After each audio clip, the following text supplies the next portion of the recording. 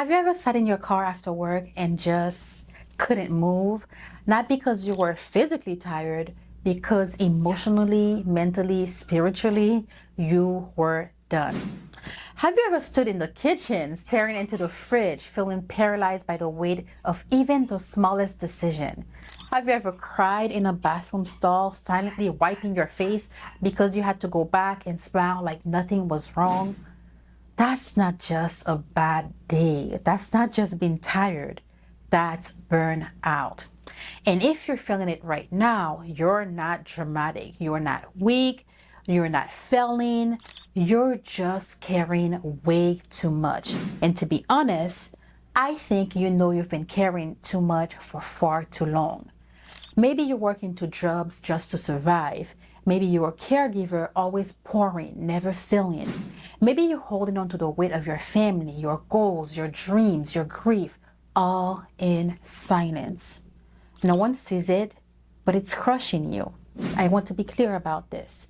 This video is not going to give you 5 quick hacks to fix anything or to do more. This video right now that I'm making is a space for you to breathe, to release, to come back to yourself. Today, I'll walk you through 5 powerful journaling steps to help you move through overwhelm and burnout with honesty, gentleness, and grace. So, grab your journal, and if you don't have one, visit leefpublishing.com to explore a collection of journals and notebooks that are made for moments just like this. Moments when your heart is heavy and your soul just needs a space to land. Let's start with a breath, okay? Inhale, hold it, exhale. You don't have to carry it all today. You just have to be here. So let's start with step number 1. Acknowledge what's too much. You can't lay something down if you don't first admit it's heavy. Burnout often hides in plain sight. We call it being busy. Maybe we say, I'm fine, I'm just busy, I have a lot going on. But inside, we're one responsibility away from breaking. So in your journal, write this. Right now, everything feels like too much because, ta-da-da, let it out. You might write, I'm overwhelmed by all the people who depend on me. I haven't had a full day to myself in months.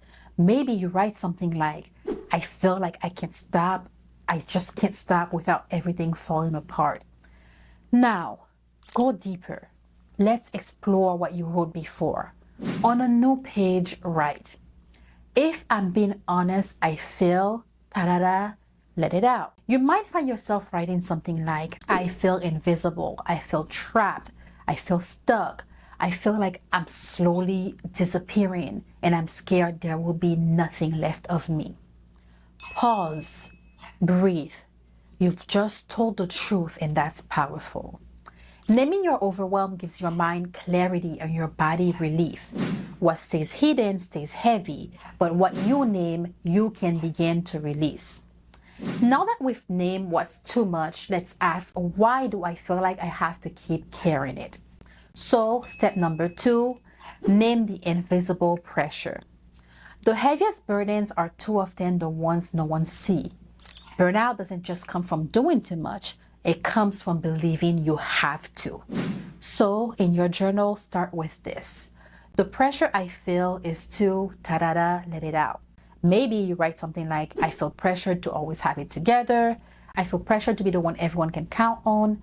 I feel pressured to never rest until the list is done. Now, trace it back to, where does this pressure come from? Let yourself write freely here. Where did you learn this? Where was it modeled for you? Don't be surprised if you find yourself writing something like, my parents never stopped working. I thought love meant sacrifice. Or, my teachers only praised me when I overachieved. Or, my old job made me believe rest equals failure. This step helps you detach from expectations that were placed on you, not chosen by you. When you see the root, you can choose to stop the cycle. Let's go deeper into the parts of you that's been carrying all this silently. Step number 3, listen to the part of you that's carrying too much. I want you to picture a woman who's worn out.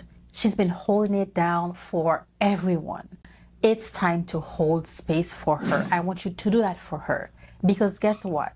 This woman, even if you're a man or a woman watching this video, you can see yourself in that person.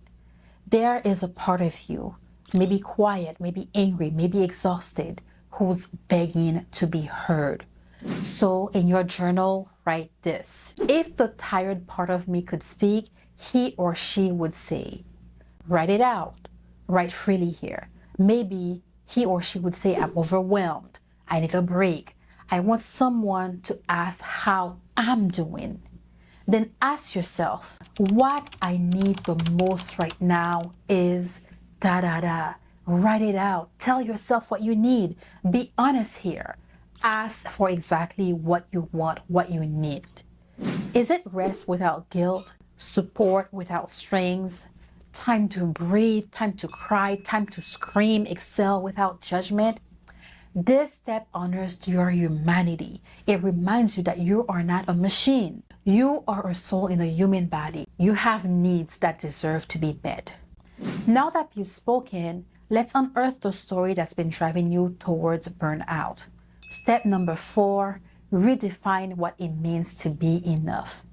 You've been working so hard, but what if the problem isn't your effort? It's the story you believe about your worth. So in your journal, write this. The story I've been telling myself is, ta-da-da, let it out. Maybe it's, I have to earn rest. If I stop, I'll lose everything. My value is based on how productive I am, or whatever it is that comes up for you. Write it out. Then ask yourself how it makes you feel. In your journal, go ahead and write, this story makes me feel. Write it out, let it out. Does it make you feel anxious? Does it make you feel unworthy? Does it make you feel exhausted? Write what this is costing you. And once you recognize it, rewrite the narrative, the truth you want to believe. So in your journal, start with, the truth I want to believe is, write the truth that you want to be your new reality. Maybe it's, I'm enough, even if and when I rest. I am enough because I rest. My present matters more than my performance.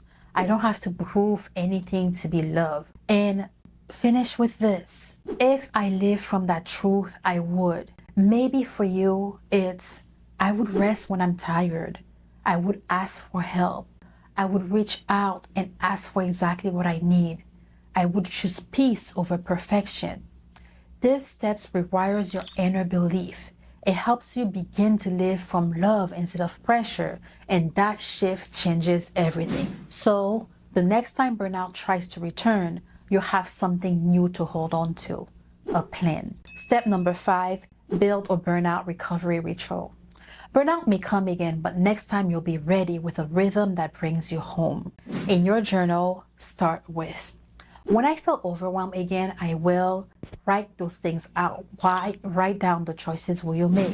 Maybe it's pause my hand on my heart, take a walk before I say yes to something else, making a new commitment, give myself permission to do less. Then write, the truth I can return to is, maybe you recognize that you don't have to carry this alone. Maybe you see that you don't have to pick up and say yes to every activity, that rest is productive. Even when you're not okay, you are still worthy of love.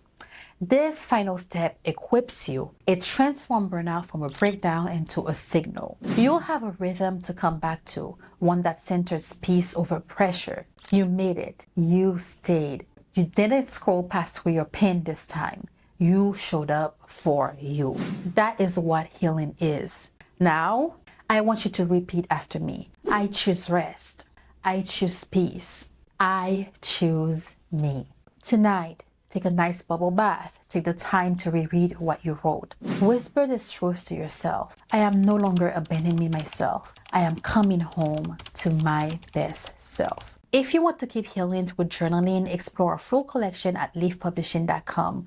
Our journals and notebooks are sacred spaces designed to meet you where you are and help you grow into the space you're meant to be. Leave a comment below. What truths are you holding on to today?